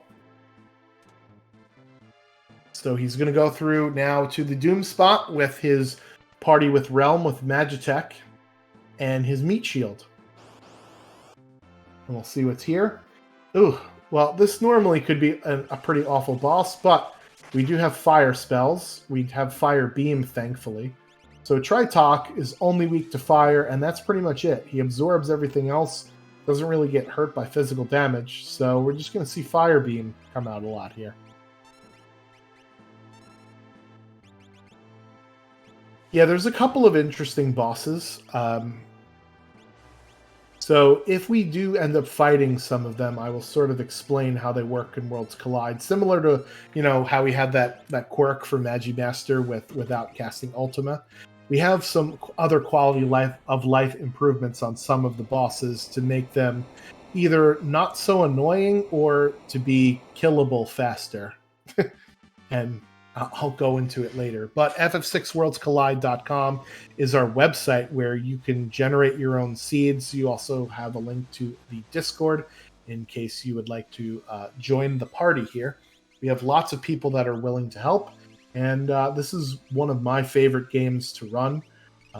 We're doing all sorts of cool new stuff all the time. We actually are doing a beta test of Multi-World with Archipelago, which is insane. This way you could find like espers and characters in other people's games. So it's pretty gnarly. And we also have tons of customization. Like you could customize the sprites and the palettes and all sorts of other things about the game on the website. And it looks like Umaro is our last boss here for Gar. So the Dabbing Yeti, as it were, if you have the Dabbing Yeti emote from Worlds Collide, you can certainly put it in the chat. I don't want to say spam it. And yeah, not a lot of crazy things with these statue bosses here, unfortunately, Ali. I wasn't able to commentate or curse them. Oh well. We still have Kefka, and I have learned that Kefka is not free. No, absolutely not. So I know we do have some tools that we like to have for Kefka. We do have Life 3, which will definitely help with the instant death calmness on one of the tiers. I thought I saw one of our runners have access to the mute spell, which will negate magic on tier 2. And then if we have instant death, that'll get rid of a couple of other parts of Kefka. However, it's always always a fun time walking that razor's edge between just good enough and GG. You know,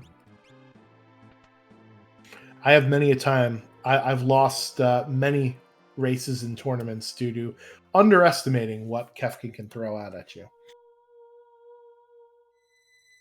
As we see Gar stepping on the switches with all three of his party. 1:18:25 is when he stepped on the switches. So I think somebody said when they got into the tower. Let's see here. I'm trying to scroll back through the chat. But I think it was maybe a 15-minute Kefka's Tower, which is pretty good. That's pretty fast, all things considered. 1:05. Yeah, so okay, even shorter than I thought. Very nice, thank you. Another optional dragon here for Fitz, so he's going to take out this dragon here as well. Meanwhile, Gar at the top of the tower, and how we like to set up our party is the person in slot number 4 will go first on tiers 2, 3, and 4. So you usually like to save that for somebody to deal with one of tiers 2, 3, or 4 in a particularly right-away fashion. So Gar pulling out the vanilla game strategy here, knows that that long arm there is susceptible to break or petrify. Also has access to X zone for instant death, so that'll take care of that first arm. The face is the next target for us. It is weak to fire, so that's why you see the fire spells. We are going to kill it with fire. If it's left alive last, it will death counter with Quake, which is probably going to do a lot of damage, if not outright kill our party. So that's why we want to be careful not to leave the face alive for last. And then that balled up fist will just do physical counterattacks every time you hit it. This is basically the physical damage tier. It's kind of like the armor check of Final Kefka. So if your armor's pretty bad, you're going to take a wipe here. And the thing about the Kefka battle is if one of your party members is dead as you transition from one tier to another, that unfortunately means that you cannot bring them back to life. They are going to be out of the fight, and one of your meat shields off the bench is going to sub in. So that's definitely not ideal. As you see, Edgar taking a boatload of damage there because he's in the front row using that Atma weapon. And although the Atma weapon does damage based on your level, it will do less damage as you get less HP. So he's going to have to heal Edgar back up. We're down with tier 1 on to tier 2. We do have access to mute. I did see that in his spell list. So magic, which is going to be all the way on the left-hand side, pointing off the screen there. He's just coming into the picture now. He can be muted, so that basically means he's out of the fight until his counterattacks at his death. There is the tools, which is sort of that shrouded thing in the middle next to that lady in red. Tools can be instant death, so that's what our X Zone spell is for, to do instant death. That blue guy up front is called Hit, and basically will do physical attacks and death counter with 10 physical attacks. And Tiger Head, which is what Hit is sitting on top of, is weak to ice and will do all sorts of nasty spells and can turn your party into zombies and other not so fun stuff. So I expect to see after we've just instant death tools and we've muted magic, we're going to go after those two parts. So that's tier 2. Ali, do you have anything for us while we watch the second tier here of Kefka? We have a $25 donation from Shy Guy JC with no comment. Thank you so much for that. And that brings us to $4,025. We will also be adding in any bit donations and subs that were gotten through the marathon. We will be adding those in at the end as well. Okay, perfect. Thank you for your generosity again. That's a lot of money for this great cause. So awesome. Thank you for hanging out with us as well. Hopefully we kept you entertained through this particular race as Fitz just completely annihilates number 24. He's about 2 bosses, I think, behind here. As Gar is finishing up on tier 2. I think he just has magic and hit left. So one of the things you can do is you can kill magic first, and you can then afterwards turn your party into invisible or use the phantom summon, and that will basically make physical attacks always miss. And that's a good way to counteract the 10 hits death counter. It's normally not that bad. However, if your characters, again, aren't wearing great armor, or if they're in the front row and you get bad luck, then you might unfortunately die to it. And it looks like we've only got one part left to go. Swinging away with that Atma weapon, doing about 8,000 damage per swing. So there is a damage cap in Worlds Collide of quad 9s per turn. The offering is one of the only ways to get around that, because you could obviously do, 3,000 or 4,000 damage per swing, and if it's 4 swings, then you get around that 9,999 damage cap. So that's a good way to do it. Gar is up to tier 3 now. There are 2 parts of tier 3. One is called Lady or Girl, and one part is called Sleep or Rest. Girl will absorb every single element, so we want to hit Girl with either physical attacks or non-elemental spells. Has 9,999 HP, and will both heal and bring back to life the other part of the boss here. So here's Whirlwind that will heal the boss for as much HP as she has. Thankfully, we haven't done any damage to it yet. Otherwise, that would stink. The other part of the boss is 40,000 HP. We'll cast some pretty nasty spells like W-Wind, giving your team fractional amounts of HP.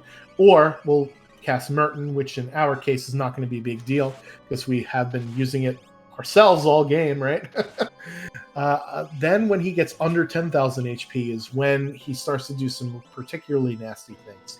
He may use the Meteo spell, which I think Ali mentioned earlier is one of the more powerful endgame spells.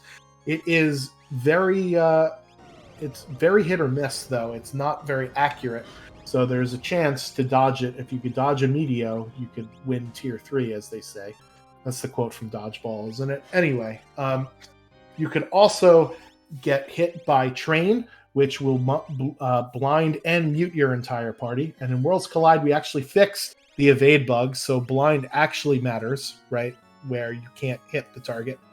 And the other thing it'll do is it will death counter with Calmness, and up to 2 instances of it, which basically is a physical special that will instant kill one of your characters. So you can't use anything like a memento ring or a safety bit to counter it, because it's not a magical spell that's instant death. It's a physical one. So here you see Gar casting Life 3 on his entire party.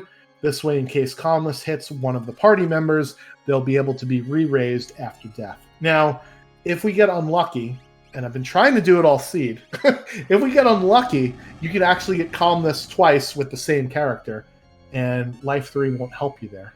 So we'll see if that does anything, and if not, then these guys are just not curseable. I mean, we can find a way. Where there Kefka always finds a way. Yeah, it is not over yet, and Gar is getting low on MP. So Merton casts only 64 MP. Normally, I think it's 80, so I think we rolled on the low end of the MP from 74% to 125%. So we'll see what this does here. Here comes Calmness. Strago, unfortunately, gets taken down, but he gets back up. Or maybe not. Maybe Strago did not get Life 3 cast on him. But maybe that's okay. Maybe he was the one with 64 MP, and Gar said, you know what? You're not worth saving. If I had to save Sid, I have to kill you, Strago. I guess that's how it works, right, Allie? But you said they could never keep us down. I guess he wasn't karaokeing hard enough. Did the song lie to us? I guess so. Somebody better collect some royalties or something. All right, so Fitz up to the statues 127-20 as Gar is facing off against Final Kefka. So even though Final Kefka is just one part, he actually is pretty dangerous. He has 60,000 HP. Will cast Fallen 1 after his first turn to reduce your party to 1 HP. So we do thankfully have a Mega Elixir from when we defeated Magimester, so that's probably what we'll see come out after this Fallen 1 spell gets cast. And after he gets under 30,000 HP, we'll start countering with things like Hyperdrive, the biggest magical damage dealing single target spell in the game, or Havoc Wing, which is the biggest single target physical damage in the game. So we have to be careful with how we attack. It's sort of like a dance here. And then if he gets under 10,000 HP, he may counter with Ultima, which is almost assuredly at these HP levels a party wipe. There is some reprieve here at this stage where he says Envy comes beyond chaos. This is where he charges up for his attack called Goner. He will not counterattack during this phase. And Goner seems like it's this cool anime-style, crazy-looking spell, but it actually doesn't ignore magic defense. Otherwise, it'd be pretty devastating. But it does do split damage, so it helps to have your party all up here. And we'll see if Gar can take him out before Goner, and it doesn't look like that's going to happen here. As Fitz does take out Long Arm with that X-Zone and is now pounding away on Tier 1. So this is a bit of a time loss here for Gar, because this spell just takes forever to cast. Does not have any... does not have another Mega Elixir. Accidentally tries to use the Phoenix Down on Edgar. That's a bit of a misclick here. And now is the time when you don't necessarily want to attack Kefka, because like I said, he may counter on any one of these turns. He also may take Havoc Wing, which, ouch, sends Mog, or is that a Realm wearing a Mog? No, that is Mog. Mog down to the ground here. So it looks like Gar is going to wait out Kefka and try and heal himself up with the X potions. Remember, Fitz bought a stack of those on the Phantom Train prior to this fight in order to prepare himself. Another Havoc Wing, and down goes Realm, but Life 3 picks her back up again. So the song didn't lie. It just lied to Strago, which is not very nice. And with this, he's going to wait out another Goner charge, because he thinks at this point, I better not attack him because I'll get counterattacked. And here comes the charge for Goner.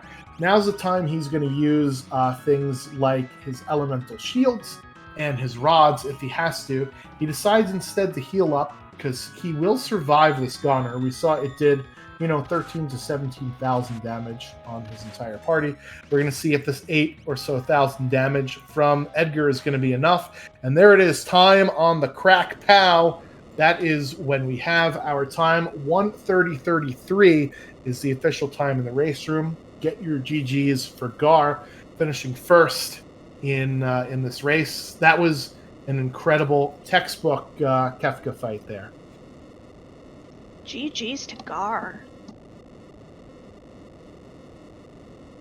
Yeah, you're always on the edge of, should I attack the boss? Should I not attack the boss? What should I do here, right? So very nicely done, knowing when to hold them and when to fold them. We're making all sorts of music references on on the stream today. And speaking of which, Gar is joining us in the booth. Congratulations, Gar. GG.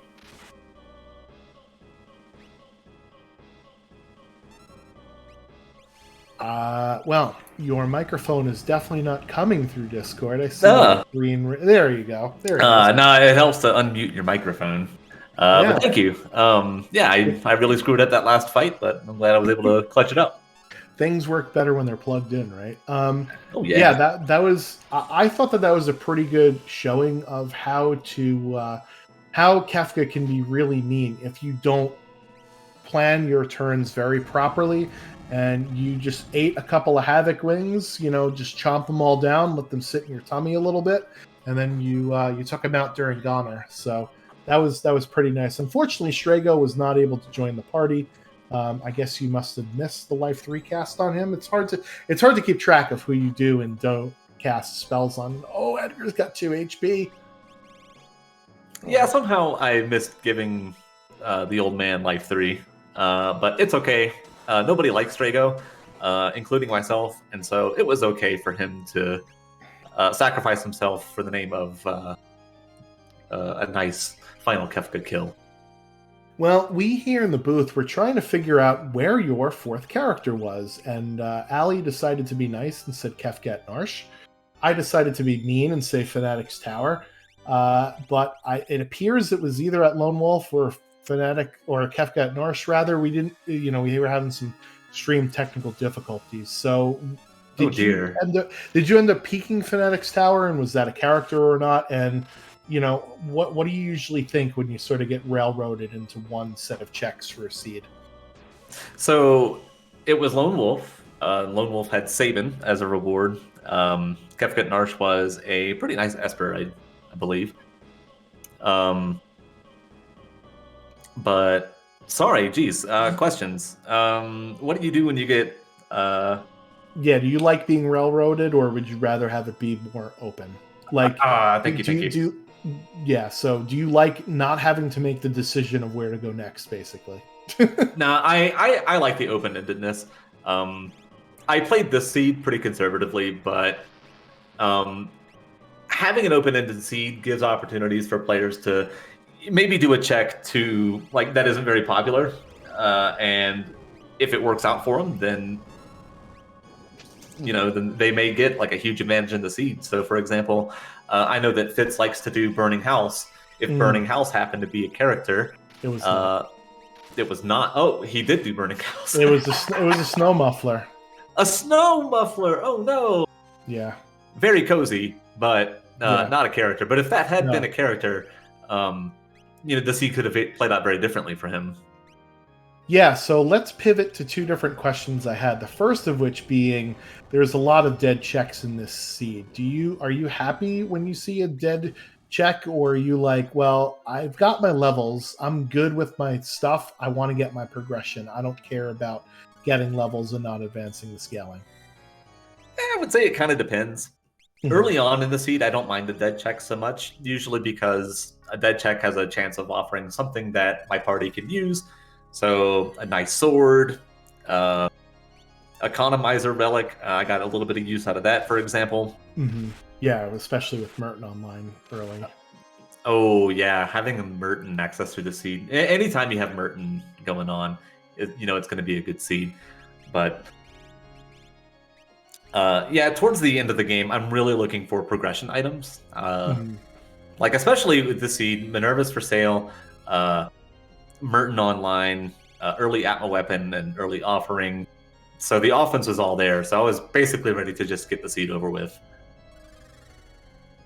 And then the other question I had was regarding how different your routing would have been had you not found Super Balls. Would you have potentially taken Burning House, or maybe more grind fights earlier on without access to Super Balls? Yeah, I probably would have considered doing another grind fight or two. I would never do Burning House, but Burning House is the worst check in the game. And if you disagree, that's fine. You're entitled to your opinion. Flames be guard, I guess. Allie, do you have questions for Gar? No, I think you answered a lot of the questions. Just GG's to you. Thank you so much for coming out and putting on this show for us. Oh, no, not at all. Thank you so much. Randomania was a lot of fun. I'm so happy that I got to close out this awesome marathon. We're benefiting NAMI. NAMI is such a great organization. I could not be more happy to donate to their cause and play for them. And, it was a ton of fun. So shout outs to them. Shout outs to the Randomania crew behind the scenes. I understood that there were some technical difficulties. That sucks, but it happens. And I'm glad that we were able to get through it. Thanks Schwantz for doing the commentary. Thanks to One Free Fitz, my co-runner and the person who brought attention to this in the first place. And it's a ton of fun. Awesome. Yes. Thank you for agreeing to participate. And I tried to commentate or curse multiple times and it just didn't work. So I guess you're welcome. Although you guys did fight Magimaster, so we'll call it a draw. Yeah. A question for you, Schwantz. How many Dave Miro references did you put? Yours is the first one here. Oh no! That is a very inside joke for the community, and now you've made everybody uncomfortable. Congratulations. Oh man, I'm sorry. I didn't mean to do that. It's all good. So yes, thank you for participating. Congratulations on your win. And are you in team save Sid or team kill Sid? Oh, I am 100% team kill Sid. War criminals do not deserve second chances. Ouch. Speaking of second, One Free Fits does finish second place. 1:38:06 is his official race time. So get your GGs for One Free Fits. So that was actually a pretty close race. You guys were in Narsh at the same time when we got back from all of our technical difficulties doing the Moogle defense check. So very, very tight. And then you guys sort of split up, after that, doing similar checks, but yeah, doing different ones at the same time. So it was very cool to see sort of the difference between you two. Yeah, very cool. Rats Fits. Any other final thoughts, Gar, before we kick you out of here and we make room for Fitz? Not at all. Just wanted to say thanks again, and I hope everybody has a great evening. All right. Thank you so much. Thank you so much. All right. We'll see if we can get One Free Fits in the booth here. I believe he is here. Oh my goodness, he's so fast. One Free Fits, congratulations on your finish. GG. Yeah, thank you. Not fast enough, it seems, but. Well, listen, anytime you are both, sort of fighting Kefka-ish at the same time is usually a pretty good seed. So tell us what your thoughts were overall on that particular seed with the high amount of dead checks that we had, especially for you going through Burning House in the beginning for that snow muffler, which was kind of unfortunate, and then the seed kind of railroading you into Narsh. Yeah, so, I mean, that wasn't even that bad because I got a lot of experience from those Prometheus fights that let me cruise for a while, and I flipped that snow muffler into an EXP egg for my ABMA weapon user. So I think that turned out okay. There were a lot of dead checks, but the seed early on was like, hey, do you want to use Merton a lot? Because you can. And so, I bought the 2 Minervas for half price, Edgar discount in South Figaro. And so I was like, okay, offense figured out. If I route well, this could be really fast. And then maybe I did, but a lot of dead checks. I'm sorry that the discount double check could not put you over the edge there. So when a seed sort of gets very railroady, and there's only like a few options left available, we did have some technical difficulties during the stream. I don't know if you peaked Fanatic's Tower or not, and if it was it a character? Oh yeah, that was not a character. Okay. So somebody at least. I did look. Okay, so we were forced up into Narsh there. Do you like when it sort of makes you go to one place? Do you like that, or would you rather have the openness of going to a bunch of different places left available? I don't think I have a strong opinion either way. I just kind of do what the seed tells me sometimes, and in this case, I was trying to be a bit cheeky, and I was gambling that maybe Burning House, these Strago checks that everyone hates, yep, will get me something, and it didn't happen. So from there I just kind of shrugged and was like, all right, let's just try to go real fast. And I think my chest count was under 50, so I did a good job of saying I got enough power, no more shops or chests. Nada más, por favor. So yeah, we also didn't really find too many bad bosses. I was trying to commentate Curse you guys, but you only ran into Magimaster from what I saw. So were you worried in the back of your mind about some bad bosses in the tower? Yeah, I mean, Poltergeist was still out there, and I had a very Merton heavy offense, so that would have been bad in the wrong spot. Other than that, I felt pretty good about. I never want to see Stooges in the wrong lane. That could have been bad, but I felt pretty confident going in, especially with my Edgar user being so beefed up by the end. Yeah, he was doing a lot of damage there. I think he was doing almost 4,000 a swing, which is more of Gars is only doing around 2,500. So you had the advantage there. It just wasn't enough to get you up in terms of time. Allie, do you have any questions for Fitz? No questions, but again, thank you so much for coming in, putting on a show. Thank you. I know you were putting in just being a huge cheerleader for the marathon itself and a lot of different servers, and that is so appreciated. So just thank you. Yeah, no problem. It's an honor to take place and just get to do something I love for something good. That's a great combo. I'm always interested in doing it more, and definitely will be going forward.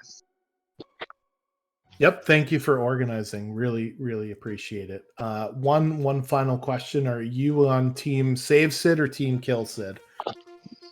I was talking about this last night with my partner and my friend. I don't know. Like, I got so lucky with the fish. Like, I was just getting them great fish. So I think they're both equal choices. Like, he is, arguably a war criminal. So there's that. But I think a punishment to live a long time on an island by yourself after you survive the apocalypse, that's some literary stuff. So I think that's an equally good choice. Some exile stuff. He did save us from the Magitech factory after all. Come on now. You don't remember he shoved us on the Indiana Jones Fun Spectacular Minecart Ride of Doom? Yeah, I mean, he did one thing, so that's he did one. Cool. That's it. He made up for it. All of his years of torturing poor innocent creatures. Yeah, there is the whole espers are sentient, and he turned them into crystals. That's pretty bad, but it is pretty bad. So I do whatever the donators tell me at the end of the day. They're the bosses. There you go. You also did not use the rename cards, either one of you, that I gave you, so that's... Oh, I forgot. It's minus 1 meme points for the stream. It doesn't count. Yeah, so neither one of you actually won or lost the race. We're just having fun around here. So, got any other last thoughts, Fitz, before we turn it back over to our host here? No, I think, again, I appreciate everyone that helped organize, helped actually, restream it, the commentators, the people that raced, the people that watched, the people that donated. I think that's everyone. And I had a blast. It was so much fun. And thank you very much. Awesome. Yes, thank you guys for racing. Can't have the race without you. Thank you, Randomania. Yes, we still use your layout for all of our streams, so thank you so much for for continuing to at least host our overlays. And I had a lot of fun with this marathon. Great to support a wonderful cause. And hopefully we'll be back to do it again sometime soon. ff6worldscollide.com is the website in case you're interested in doing one of these runs yourself. Join our Discord as well. We're pretty friendly with new people. We have sort of a beginners area that normally people will answer questions if asked. So go and give us a shout. And I think that'll do it for me. So Alizelle, are you ready to take us out? I sure will. And just thank y'all so much.